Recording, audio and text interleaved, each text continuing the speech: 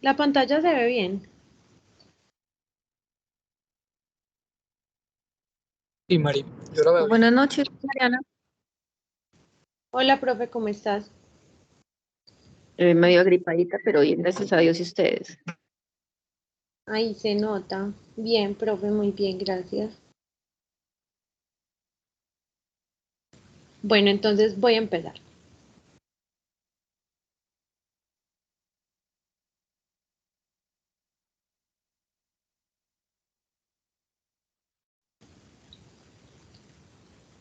Me avisan porfis cuando se vean grandes las diapositivas.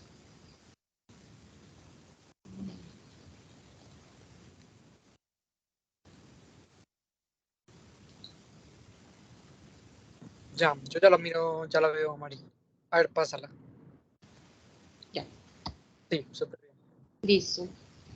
Bueno, entonces vamos a hablar pues del tinnitus, específicamente como del enfoque general de qué hacer cuando nos llega un paciente con tinnitus, ¿cierto? Para hablar de tinnitus, entonces tenemos que empezar hablando de la anatomía del oído. Muy importante, es un recorderis pues muy rápido, entonces el oído se divide en tres partes, el oído externo, medio e interno. El oído externo, recordemos que es el pabellón auricular y el canal auditivo externo que se encargan pues como de concentrar y transmitir el sonido. En el oído medio va a estar entonces la membrana timpánica, van a estar los huesecillos, va a estar la trompa de Eustaquio y algunos músculos como el tensor del tímpano y el estapedio, pues que su función más importante es como transmitir, o sea, hacer un cambio de esta onda sonora a una onda vibratoria. Y estas vibraciones son las que nos van a estimular pues la cóclea o el órgano auditivo para que se haga pues la transducción del sonido. Y ya en el oído interno, entonces va a estar el aparato vestibular y la cóclea, donde está el órgano de Corti, y allí se hace la transducción de esta onda vibratoria ya pues como a una onda o una información eléctrica, que esta es la que va a entrar pues en el sistema nervioso central y va a llegar hasta la corteza para ser interpretada. Una vez entonces sale por el nervio coclear esta información y pues o sea en el sistema nervioso central la información auditiva entonces va a ascender pasando por diferentes estructuras donde va a hacer pues cierta sinapsis, ¿cierto? Entonces pasa por los núcleos olivales superiores, por el lemnisco lateral dorsal y ventral, pues los núcleos lemniscos, el colículo inferior que este tiene pues unas conexiones directas con el cerebelo como podemos ver acá, también el cuerpo geniculado medial y finalmente entonces va a ascender a la corteza auditiva que está en el lóbulo temporal, en el giro temporal superior y ahí es donde la vamos a interpretar. Entonces, acá vemos que, o sea, hasta acá, hasta la corteza no hemos escuchado, son puros estímulos y conexiones neuronales de información pues eléctrica, pero ya la percepción del sonido se da finalmente cuando está en esta corteza. Entonces, cualquier anormalidad acá nos puede generar una anormalidad en esa percepción del sonido que vamos a tener acá arriba. Esto es importante pues como en la fisiopatología. Y entonces, ¿qué es el tinnitus? El tinnitus es la percepción de un sonido en ausencia de una fuente externa que lo emita, ¿cierto? Es cuando, pues, o sea, es un ruido que en realidad no hay nada que lo esté emitiendo cerca a nosotros.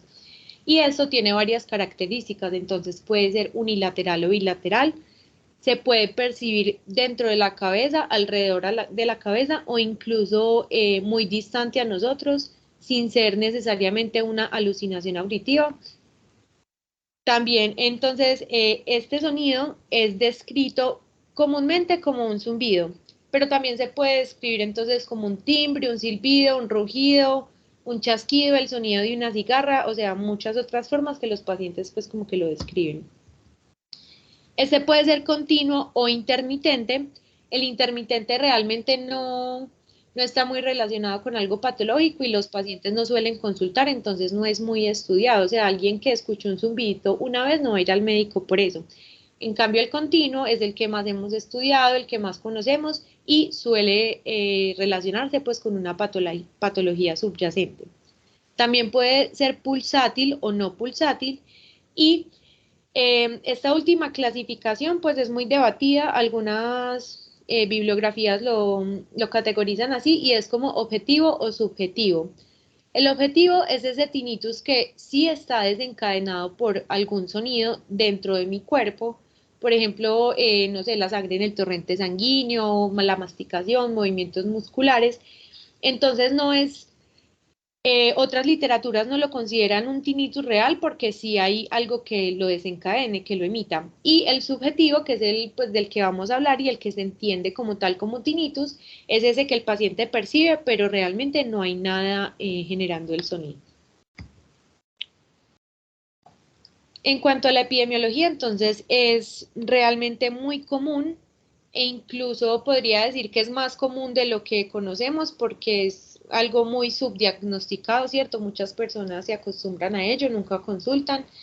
En el mundo se dice que hay una prevalencia en los adultos de hasta el 10 al 25% y de estas personas hasta el 7% refieren que es severo, o sea, interfiere con su calidad de vida.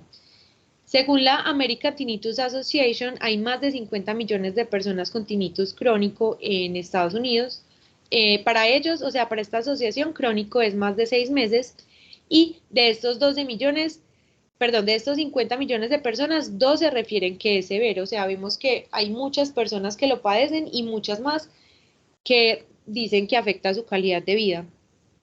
Es una patología también en la cual la prevalencia aumenta con la edad y su pico es mayor en la séptima década de la vida, o sea, entre los 60 y 70 años, pero últimamente esto ha cambiado. ¿Por qué? Pues también se puede presentar en niños, o sea, no significa que esto solo se presente en adultos mayores. Y además, en los jóvenes, con el aumento de exposición a ruido nocivo, por ejemplo, recreacional, también ha aumentado la prevalencia en este grupo etario y es más común en hombres que en mujeres. Factores de riesgo, entonces el principal que está hasta en el 97% de los casos, según los estudios, es la pérdida auditiva. O sea, este es el principal factor de riesgo.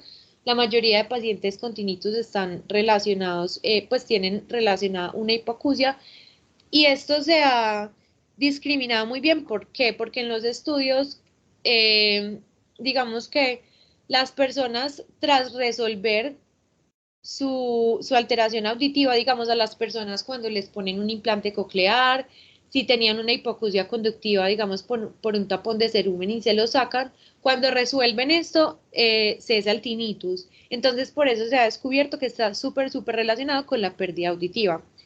Como ya les dije, también exposición a ruido nocivo, ya sea pues laboral o recreativo. Por ejemplo, acá vemos un claro ejemplo de que las personas no utilizan, pues o sea, esto fácilmente lo vemos acá en todas las calles de Colombia, las personas no utilizan sus audífonos, su protección personal, entonces esto también aumenta la prevalencia en la población. Y como la mayoría de las patologías, hay una mayor prevalencia en los fumadores, es un factor de riesgo importante. Acá esto es una imagen pues de una audiometría donde simplemente vemos como la disminución de la capacidad auditiva que está relacionada con el tinnitus. Ahora, la relevancia clínica, entonces, ¿por qué les vengo a hablar de este tema? ¿Por qué traigo esto pues como a colación? Porque me parece importante. O sea, es algo muy común. Yo sé que todos acá conocemos al menos una persona que tenga o haya tenido tinnitus a lo largo de su vida. Y esta frase me impactó mucho porque dice, algunos pacientes experimentan tinnitus mientras otros lo padecen. Esto es algo que realmente afecta mucho e impacta mucho la calidad de vida, entonces por eso me parece importante. Y la verdad es que no se enseña mucho, o sea, digamos, hasta ahora a mí en el pregrado no me habían hablado de este tema, entonces por eso nosotros pues tenemos como la responsabilidad de saber al menos diagnosticarlo y abordarlo bien, ¿cierto? Entonces, esto impacta muchas esferas de la vida de las personas, empezando por el sueño. Normalmente cuando las personas sienten este zumbido, pues o el tinnitus, en el día normal, o sea, les incomoda y eso, pero pueden hacer sus actividades, pero ya para dormir es distinto. Entonces, cuando ya las personas presentan insomnio, se considera que ya tienen un tinnitus, digamos, severo, que les está afectando su calidad de vida. También interfiere en la concentración, hay disminución del disfrute social, la dificultad para escuchar el habla conversacional, entonces a las personas no les gusta ir a reuniones, a fiestas, hablar con los amigos, entonces pues la soledad aumenta y está muy relacionado con trastorno de ansiedad y síntomas depresivos. En la literatura, algunos artículos plantean que puede ser una causa del tinnitus, otros plantean que puede ser una consecuencia, e incluso puede ser algo que está sucediendo de forma paralela, pero que exacerba el tinnitus. Entonces, este impacto del tinnitus en la calidad de vida, pues depende obviamente de la ansiedad que le genera a la persona. Y algo importante es que no se sabe si con el tiempo aumenta la severidad o la tolerancia, porque el tinnitus o el acúfeno, pues, que es lo que se escucha, va, va a seguir ahí, ¿cierto? Pero la persona o se acostumbra o cada vez se cansa más, entonces de eso depende pues el impacto de la vida. Y muy importante me parece aclarar que la discapacidad o el impacto en la vida de las personas no se relacionan en nada con la característica del tinnitus. Hay personas que pueden tener un tinnitus de una tonalidad muy baja y que les afecte mucho, se sientan muy incómodos, no puedan hacer muchas actividades, mientras que otras personas con un tinnitus de tono muy alto, que sería insoportable para otras personas, realmente pueden continuar con su vida. Entonces, esto es muy subjetivo, pues dependiendo de cada persona.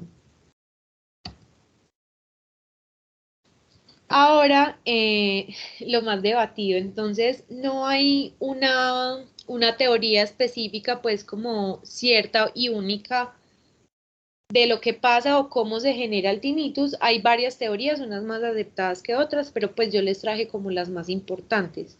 La mayoría de estas plantean que el tinnitus tiene un origen neurosensorial.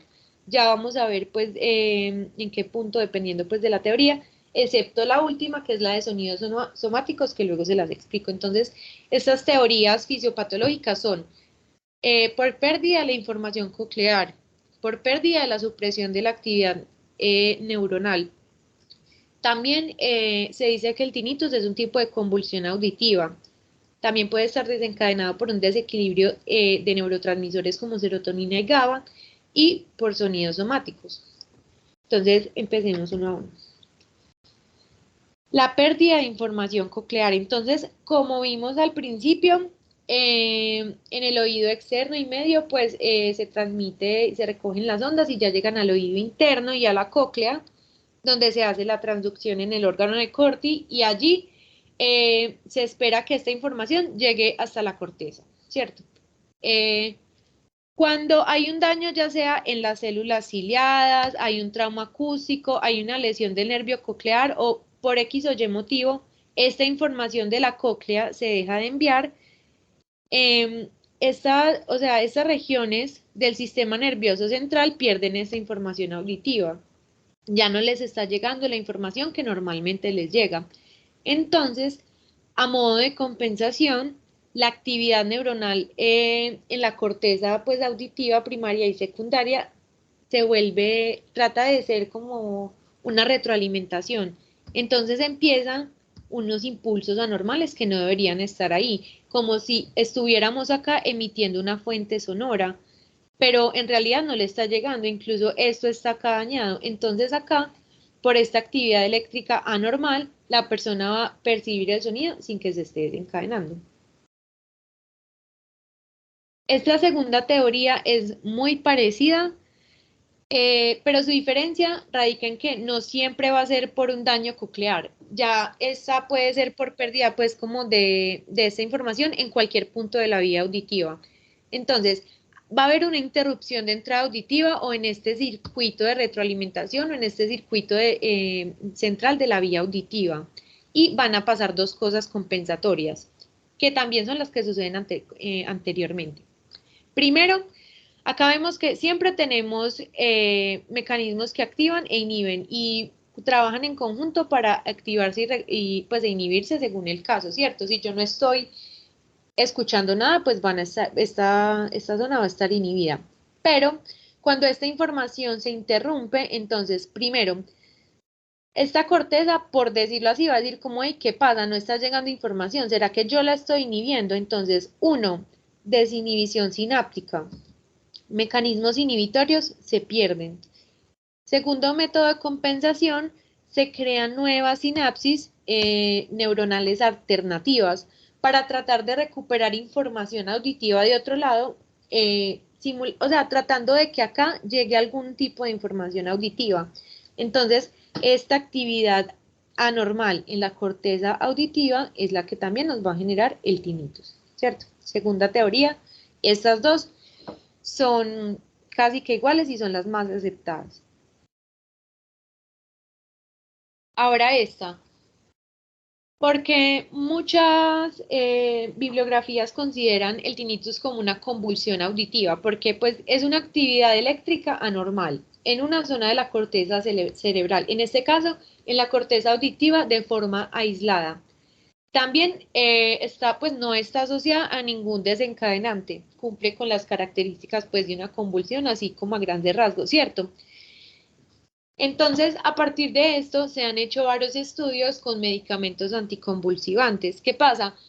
En algunos pacientes han tenido éxito limitado, pero han tenido éxito. Entonces, por eso esta teoría todavía se sigue contemplando. Por ejemplo, en otros ensayos clínicos, se observan los potenciales de campo magnético pues en las imágenes asociados al tinnitus y se le administra a estos pacientes lidocaína intravenosa, ¿cierto? Entonces luego se vuelve a mirar y ya estos potenciales van a estar disminuidos o suprimidos. Esto significa que si es un tinnitus como de origen central sin otra causa, entonces por eso lo denominan como una convulsión. Algo importante es que la lidocaína no se utiliza para el tinnitus porque pues pasa la barrera hematoencefálica, son más los riesgos que los beneficios de utilizarlo, pero en los ensayos clínicos nos ha mostrado pues que sí puede tener un origen en el sistema nervioso central casi siempre.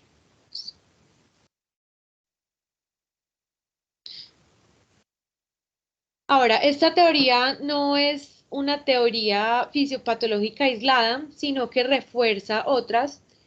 Y es que, o sea, como sabemos, en todo el sistema auditivo hay receptores de serotonina y de GABA, ¿cierto? Si hay alteración en estos neurotransmisores, por ende, y en estos receptores de estos neurotransmisores, por ende, va a haber alguna alteración en el sistema auditivo y esto puede repercutir en el tipo de respuesta o de percepción que nos da desencadenando un tinnitus. Entonces, como también les mencioné, no se sabe muy bien si es una causa o una consecuencia, pero la ansiedad y depresión está súper relacionada con el tinnitus y se ha estudiado bastante. Entonces, se ha encontrado en sangre de estos pacientes altos niveles de serotonina. Esto nos explica que puede estar relacionado, ya sea exacerbándola, causándola o simplemente siendo una consecuencia de la alteración, pues, o sea, ya si hay una alteración en el sistema auditivo y acá hay estos receptores, pues también va a haber un daño como en ese mecanismo, o sea, en ese circuito de la serotonina y de GABA. Tampoco está pues muy claro, pero es otra de las teorías fisiopatológicas. Y esta última, si es bien clara, ha sido pues demostrada científicamente, por decirlo así, y es lo que les mencionaba al principio del tinnitus objetivo. Este tinnitus es un tinnitus que, o sea, es una percepción de sonido por cosas que pasan en nuestro cuerpo que en condiciones normales no deberían desencadenar sonido. O sea, yo no tengo por qué escuchar mi sangre pasar en el torrente sanguíneo, ¿cierto? Entonces, son sonidos somáticos que se originan en estructuras cercanas a la cóclea, pues sabemos que tenemos una irrigación muy rica en cabeza y cuello, hay muchas estructuras vasculares, también articulaciones, la articulación temporomandibular, los músculos de la masticación. Entonces, estas cosas que están pasando ahí cerca de la cóclea nos van a desencadenar el tinnitus y se percibe más como un tinnitus pulsátil. También suele ser unilateral. Ahora más adelante vamos a ver pues cómo orientarlo según las características. Entonces, etiología.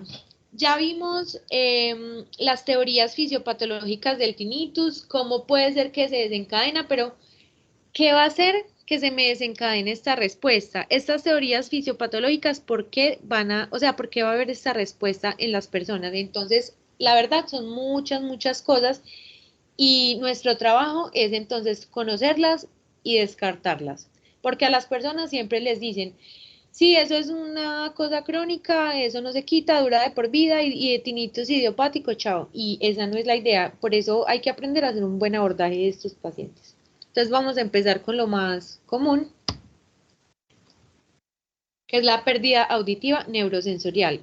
Entonces puede ser por presbiacusia, pérdida auditiva congénita que se presentó de forma tardía, ototoxicidad, trauma acústico o ya la idiopática, que es el diagnóstico que más tienen los pacientes, pero es un diagnóstico de descarte. Por insuficiencia vascular, entonces puede ser una enfermedad de pequeños vasos, hipercoagulabilidad, hipercolesterolemia, vasculopatía diabética, hipertensión arterial, anemia de células de ciclo o cualquier otro tipo de anemia. Y la mayoría de estas causas vasculares nos van a dar un tinnitus de origen somático, o sea, porque van a haber cosas vasculares que están pasando alrededor. Algo muy curioso y que se ha estudiado mucho últimamente es los pacientes con hipercolesterolemia.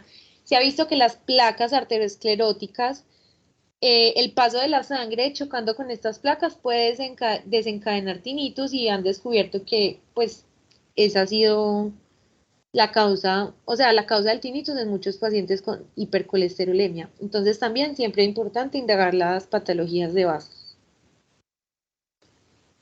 Trauma coclear, entonces ya vimos, si no hay información coclear, la corteza auditiva, a falta de esta información, va a empezar a responder de forma anómala. Entonces, puede haber ototoxicidad específicamente por salicilatos, antibióticos, diuréticos de asa, quimioterapia específicamente pues la que es a base de platino, enfermedad de Meniere o un trauma directo en la cóclea.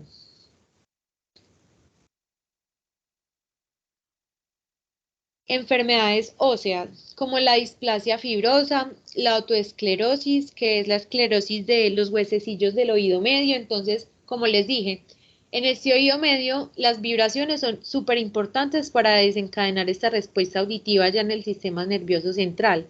Si estos huesos se fusionan entre ellos, se pegan y no pueden vibrar bien, obviamente lo que pase de ahí en adelante puede estar alterado, nos puede desencadenar un tinnitus. Osteogénesis imperfecta también, enfermedad de Paget.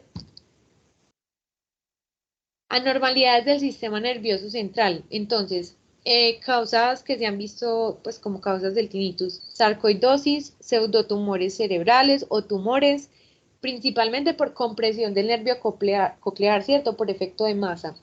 Otras malformaciones vasculares, enfermedad cerebrovascular y esclerosis múltiple. También puede ser por infecciones, específicamente pues infecciones que afectan el sistema nervioso central, como la rubeola, neurosífilis, enfermedad de Lyme, meningitis, la otitis media crónica, sarampión, citomegalovirus. También por trastornos metabólicos, enfermedad tiroidea, diabetes mellitus, enfermedad renal crónica, hiperparatiroidismo, o sea, enfermedades de base que tengan los pacientes. También pueden ser una causa o un factor de riesgo para padecer el tinnitus. Otras enfermedades autoinmunes como enfermedad autoinmune del oído medio, el lupus o la artritis reumatoide.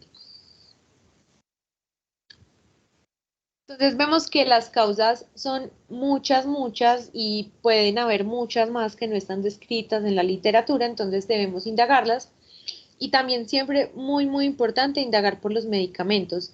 Hay medicamentos no solo que causan tinnitus, sino que muchos lo exacerban.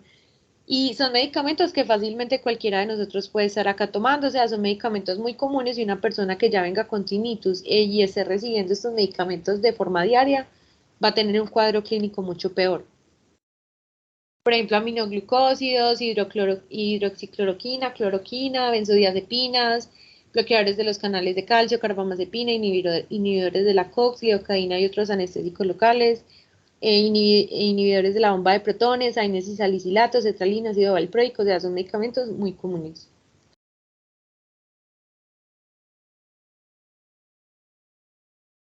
Ahora entonces vamos a hablar como de unos puntos clave que nos van a ayudar a orientarnos como para ver cuál es la etiología, ¿cierto? Entonces, ya sabemos y se lo repito siempre, pues se los he repetido muchas veces, la pérdida auditiva está muy relacionada con el tinnitus, entonces es lo primero que debemos pensar y descartar, y esta puede ser uni o bilateral.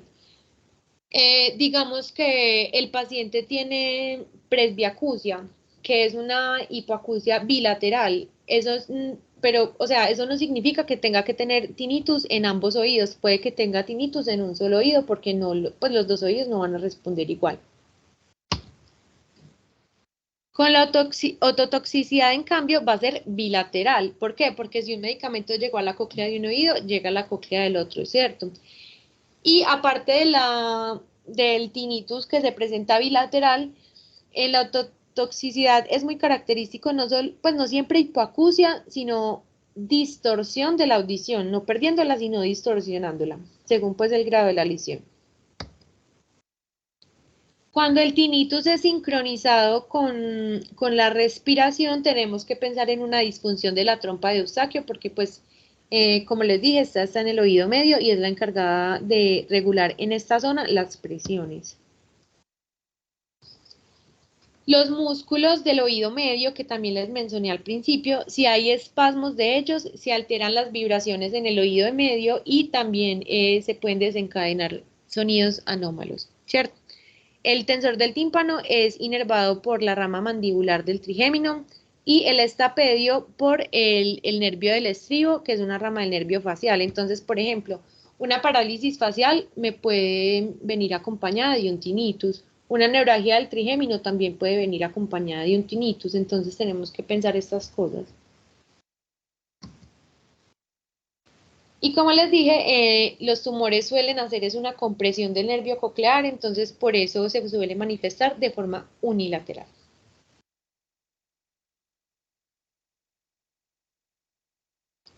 Para hacer el diagnóstico, entonces, muy importante. El tinnitus es un síntoma de presentación, no es una patología.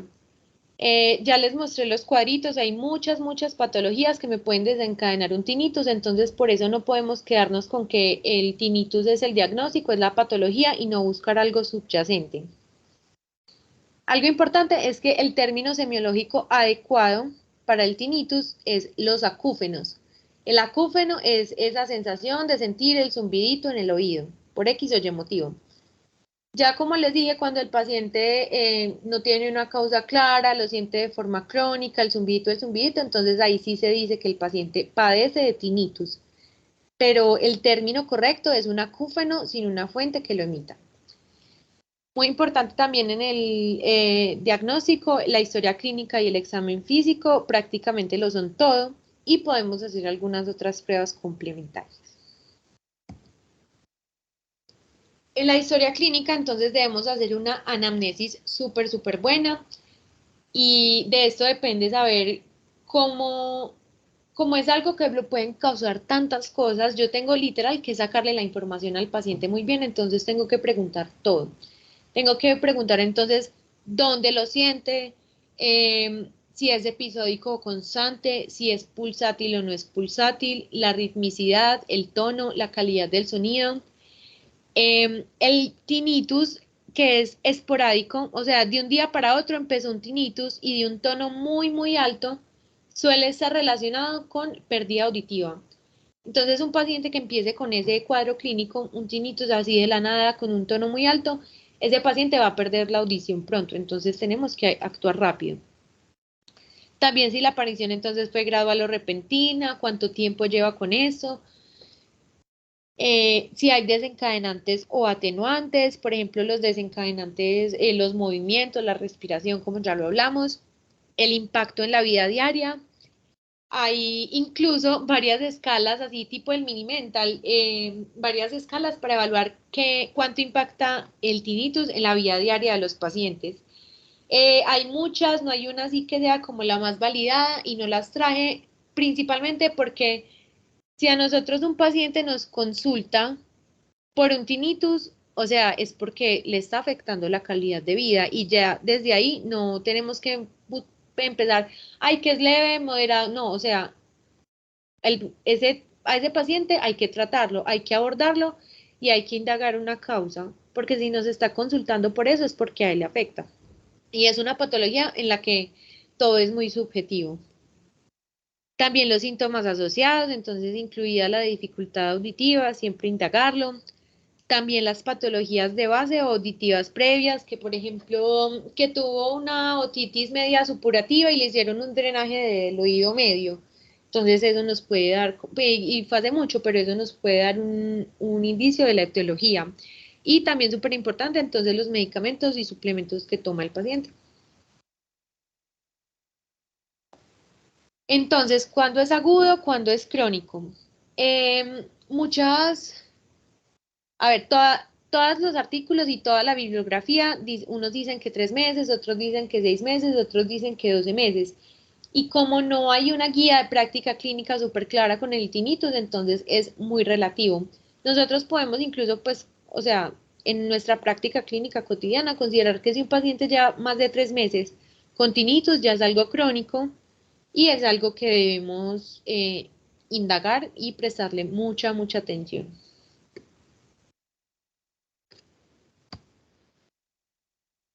Ahora, otros puntos claves que ya nos van a ayudar como a terminar de dar con el diagnóstico. Entonces, un tinnitus que es pulsátil, siempre pensar origen vascular hasta que se demuestre lo contrario. Súbito y zumbante que cambia con los movimientos de origen vascular. Si el paciente tuvo historia de drenaje del oído o tiene otodinia, entonces puede ser una enfermedad infecciosa o inflamatoria del oído. Si es un chasquido rítmico, puede ser por un espasmo del músculo estapedio o músculo del tensor del tímpano. Un clic, que es parecido, pues es casi lo mismo que un chasquido, puede ser por mioclonía de los músculos palatinos o pues también por esto mismo, estos espasmos de los músculos del oído medio. Cuando hay vértigo y un tinnitus que suena rugiente y fuerte, sospechar enfermedad de Meniere. Entonces, en el examen físico debemos hacer un examen súper completo de cabeza y cuello. Evaluar pares craneales, lo ideal sería hacer un examen neurológico completo. Muy, muy importante siempre, siempre, siempre la otoscopia y también muy importante auscultar. Auscultar cuello, la sien, la órbita, la zona periauricular, la zona mastoidea, todas las zonas auscultables para descartar una patología vascular de la cabeza o del cuello que nos estén desencadenando esto. También entonces decirle al paciente que se agache, que se acueste, pues cambiarlo de posición. Por ejemplo, algo importante es que cuando el origen es vascular de la vena yugular, cuando comprimimos la vena yugular, cesa el tinnitus. Entonces también deberíamos incluir esto en la evaluación de un paciente con tinnitus.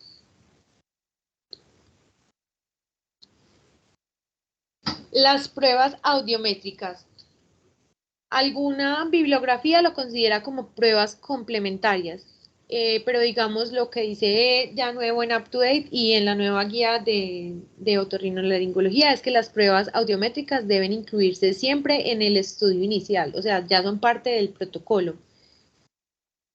¿Por qué? Porque igual vamos, miren que en el 90%, hasta en el 97% de los pacientes va a haber una pérdida auditiva. Entonces, sí o sí debemos abordarlo como si el paciente tuviera una pérdida auditiva. Y en esto, pues es importante siempre mandar la audiometría, porque si nosotros descartamos esto desde el principio, ya nos cambia mucho cómo vamos a abordar el diagnóstico de estos pacientes. Puede ser un audiograma de tonos puros, la timpanometría, reflejos auditivos, logometría, emisiones autoacústicas. Como mínimo, nosotros, pues como médicos generales, mandarle una audiometría. Entonces, ¿por qué nos sirven estas pruebas? Si salen alteradas, resultados anormales, nos van a confirmar que el tinnitus es de origen en el sistema auditivo. Por eso son muy útiles. Si salen normales, entonces ya debemos empezar a indagar otras causas. El equipo de trabajo, como les mencioné, entonces empieza con el médico general. El médico general primero es el que atiende la inconformidad del paciente porque no es algo que vaya a matarle al paciente, pero es algo que le está afectando horrible la calidad de vida y el paciente está desesperado y por eso es que consulta. Y el médico general es el encargado de hacerle una excelente historia clínica, una anamnesis muy, muy buena y un muy buen examen físico. Y lo ideal en todos los casos sería remitir. Entonces vamos a contar con otorrinolaringología. Lo ideal sería siempre mandarlos así sea con la audiometría, ya para que ellos vayan con el resultado. Y también remitir a neurología o neurocirugía, pues en el caso de que sospechemos algo tumoral, pero siempre debemos descartar alguna alteración del sistema nervioso central, siempre.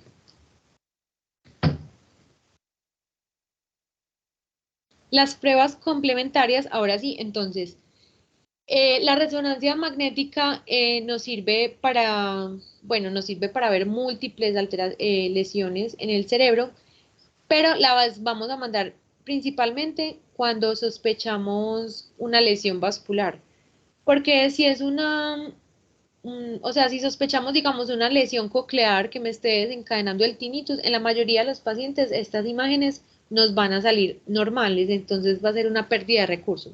Entonces, la resonancia magnética nos sirve para sospechar lesiones vasculares intracraneales y también cosas como malformación de Chiari, vasculitis, tumores, esclerosis múltiple, aumento de la presión intracraneal, que este es un tinnitus más agudo, ¿cierto? Y el paciente pues va a consultar por otros síntomas, pero también nos sirve para descartarlo. Y la tomografía computarizada nos sirve además para mirar mejor como las estructuras en la base del cráneo, identificar paragangliomas y otras lesiones pues también en el sistema nervioso central. Entonces, como les dije, esto es complementario, no lo mandamos no lo mandamos siempre, solemos mandarlo cuando sospechamos una lesión vascular o tumoral o ya algo pues de alto impacto en el sistema nervioso central. ¿Qué pasa? La angiografía es el gold estándar para las lesiones vasculares. Ya sea pues de tinnitus, cualquier lesión vascular, la angiografía es el gold estándar, pero es un método muy invasivo, entonces nosotros no vamos a mandarle a un paciente con tinnitus de primera una angiografía. Por eso entonces mandamos esto y si hay alguna lesión, muy posiblemente la vamos a ver en estas imágenes. Si me salen normales estas imágenes, pero yo sigo con la alta sospecha de que tiene un tinnitus de origen vascular, ahí sí mando la angiografía. Pero esto ya lo va a hacer más que todo el especialista.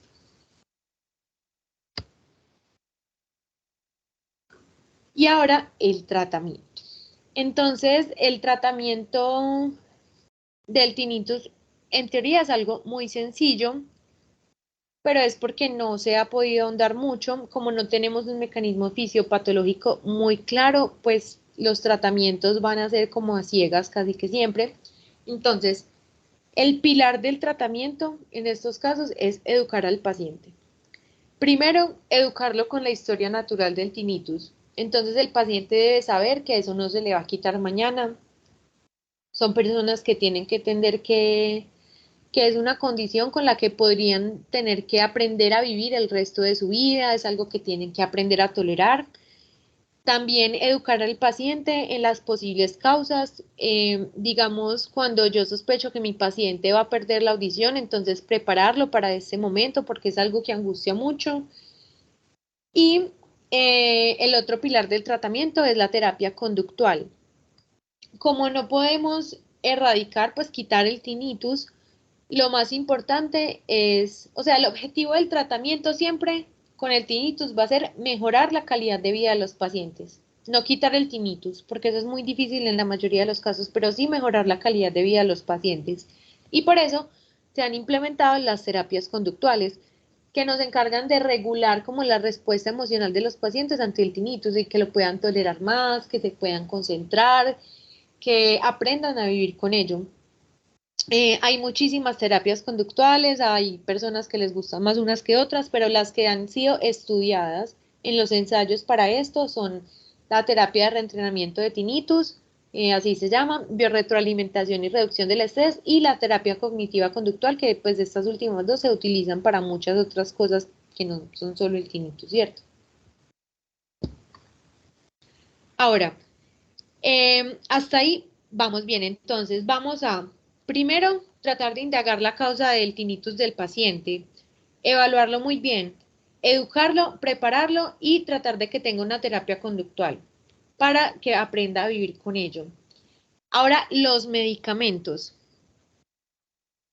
Las guías de práctica clínica actuales no recomiendan medicamentos para el tratamiento del tinnitus. Entonces, muchos medicamentos han sido estudiados para esto, como ya les mencioné, la lidocaína, las benzodiazepinas, los anticonvulsivantes. Estos medicamentos no me van a servir para el tinnitus. Lo que sí podemos utilizar y que son más como un refuerzo del tratamiento, no tratamiento del tinnitus, son los ansiolíticos y antidepresivos. No porque los ansiolíticos y antidepresivos me vayan a disminuir el tono del tinnitus o algo así, sino porque van a disminuir la ansiedad y la depresión que este tinnitus causa y así volver a esto, mejorar una respuesta conductual y tener una mejor calidad de vida. Los anticonvulsivantes también se estudian, se utilizan en algunos casos, si al paciente le sirvió, pues se le dejan. Y las benzodiazepinas que se utilizan sobre todo para conciliar el sueño en pacientes que tienen tinnitus muy severo y que tienen insomnio. Y ya hay otras estrategias o alternativas pues de tratamiento, digamos lo que está tomando más fuerza en otorrinolaringología últimamente es la estimulación acústica, también estimulación magnética transcranial repetitiva y otras terapias alternativas como la acupuntura que ha demostrado que sirven. Y pues estas terapias alternativas no nos sirven solo para disminuir el tinnitus, sino para reforzar esto, mejorar la respuesta emocional ante esta percepción pues de este sonido constante. Ya para terminar entonces, para concluir, entonces, el tinnitus es más comúnmente el resultado de anomalías dentro del sistema auditivo, en el sistema nervioso central principalmente, y a menudo con una etiología inexplicable. El tinnitus pulsátil es más de origen vascular y requiere una evaluación exhaustiva. Se cree que todos los acúfenos neurosensoriales con anomalías cocleares conducen a la pérdida de la inhibición de las neuronas auditivas corticales, o sea, la primera teoría de la que les hablé, que es la más validada. Los neurotransmisores serotoninérgicos pueden desempeñar un papel en el tinnitus. La evaluación del tinnitus debe incluir una historia completa, un examen completo de cabeza y cuello en todos los pacientes.